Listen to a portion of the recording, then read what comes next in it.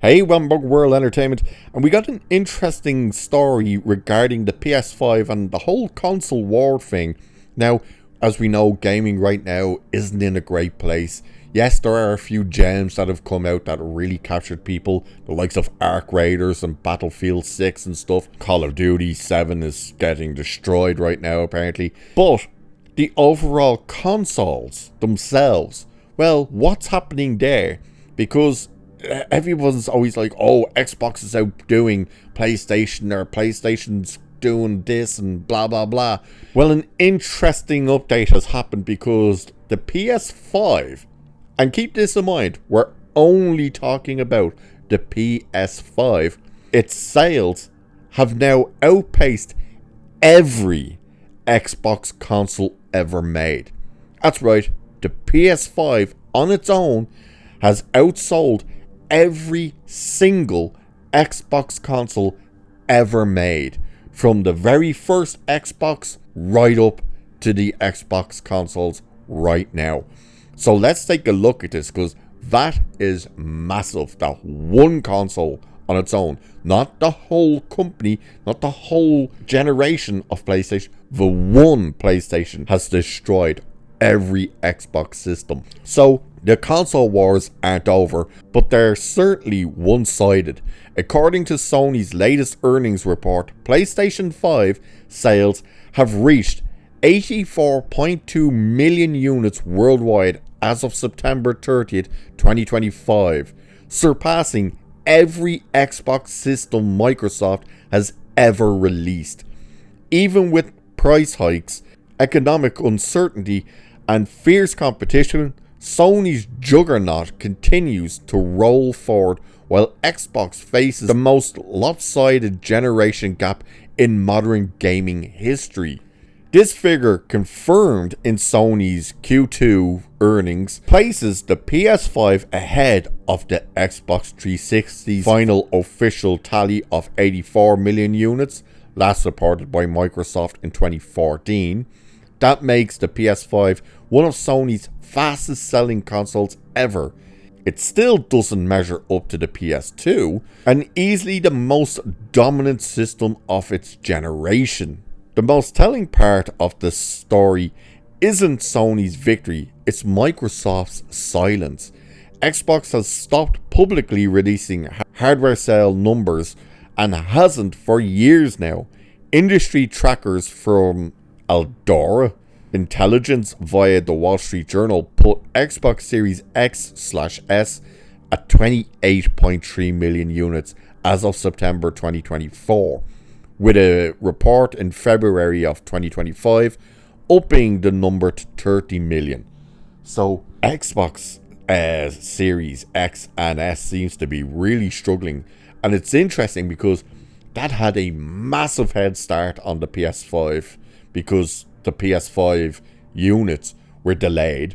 If you remember, they couldn't get the chips for the things, and then COVID and everything. It was a disaster. The launch of the PS5 was an absolute disaster. Xbox was cleaning up, and now the PS5 hasn't just outdone them, it's outdone every console Xbox has done. That's insane. So it's a staggering gap, especially when you remember that Xbox once went toe-to-toe with PlayStation during the 360 era. But that was a long time ago. Microsoft's modern strategy has pivoted away from console hardware towards subscription services like Game Pass and cloud gaming. The problem is that those services haven't replaced the cultural impact of owning a box under the TV that fans can rally around. While Microsoft talks about ecosystems and services, Sony keeps doing what gamers actually care about: selling great hardware and making blockbuster exclusives. Which we've spoken about that with the exclusives, that exclusives are really starting to go away. And yeah, it's great that people don't have to invest now in multiple consoles to be able to play games they're interested in. But at the same time, that was one of the things that used to really contribute to the console wars, was like, well, which has the game you're more interested in? Which one are you going to pivot towards? Are you going to say, well, I really want to play that game, but that's only on Xbox, but I also really want to play those games and they're only on PlayStation. Now the fact that it's like, well, doesn't matter which one I get because the games are available on all of them. That's where the issue is. And I think the fact that there are still some exclusives to each side, that's good. You know, you want that competition. Competition is good. Competition is healthy.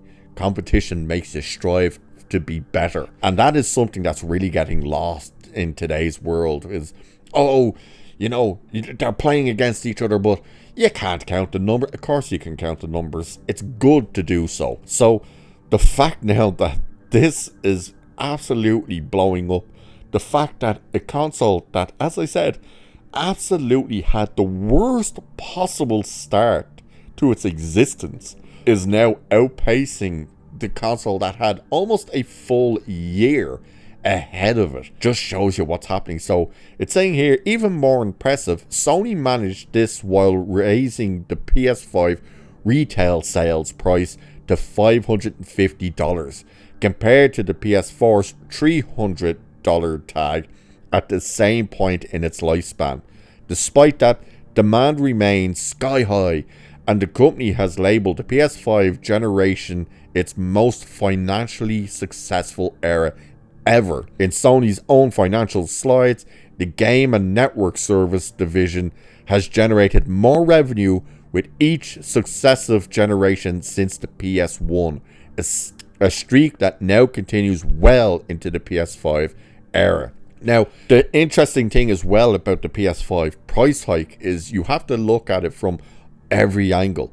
It came out dearer than the Xbox Series X. Like, from the word go, it was priced like $100 more. So it already had that uphill battle as well. So you're looking at a console that was massively delayed, took almost 2 years to end up on shelves. You know, you could pre-order them and stuff, but you were lucky if you managed to get the bloody thing. The price was $100 more. And now the PS5 Pro is out. And if you want all the bits and bobs, like the stand to go with it, the disk drive to go with it, and the extended memory and stuff, you're paying over $1,000. And it's still outselling the Xbox. That is crazy. And when you're looking at the games as well, like really the gaming part of things, the console seems to be selling. It's the gaming end of things that is struggling now as well. Of course, as I said at the start, you do have now big games out that people are flocking to, which are the Ark Raiders and Battlefield 6.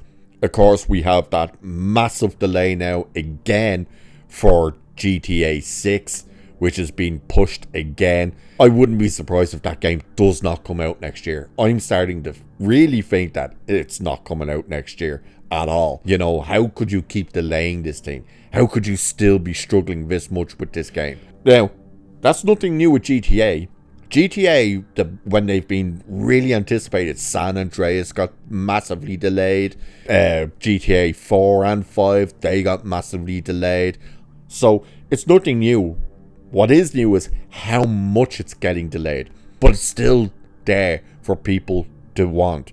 So you have this game coming that people are properly excited for. Although, they're also apprehensive about regarding today's audience of, oh, we're going to cut down on some of this stuff. But then the fact that a console that took 2 years to be on shelves has a higher price, the price is still going up on the thing, is still absolutely outpacing and destroying a console that had everything going for it. That's crazy. But what do you guys think? Are you surprised by this? Are you not surprised? Which console do you own? Maybe you own both. Maybe you own all of them. Let me know. And with that, I shall leave it there for this one. So do like, share, subscribe, and all that good stuff. Cheers, and I'll catch you in the next one.